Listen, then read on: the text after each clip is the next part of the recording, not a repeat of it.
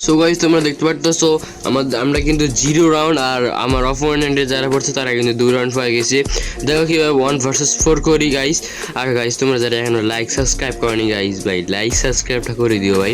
দেখতে পারতেছো একটা চলে আসছে আর আমি কিন্তু তার M5 এর কয়েকটা আমারই ঠোকা মারি, তারপর কিন্তু অস্কার যাতে দিয়ে নক করে ফেলি এবং ক্লিয়ারও করে দেই। লাস্ট দুইটা ছিল, দুটোর মধ্যে এটা কিন্তু রিভাইভ হইতেছিল আর আমি কি করি এদিক দিয়ে ঘুরে যাই। এদিক দিয়ে ঘুরে যাই দেখি যে আমার টিমমেটকে মারতেছে, তখন আমি M5 দিয়ে এটা ঠোকা দিয়ে কিন্তু কিলটা নিয়ে নেই এবং ক্লিয়ার করে দিই।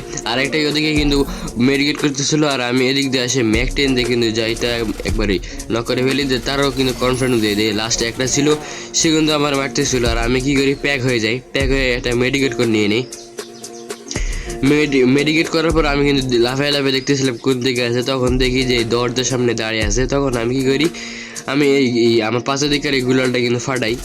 এই ফাটাই আমি কিন্তু তাহলে রাজ দেওয়ার চেষ্টা করি, ফাটাই এদিক দিয়ে কিন্তু আমি রাজ দেওয়ার চেষ্টা করি, সে কিন্তু আর কোনো প্রকার রাজ দিতে চাচ্ছে না।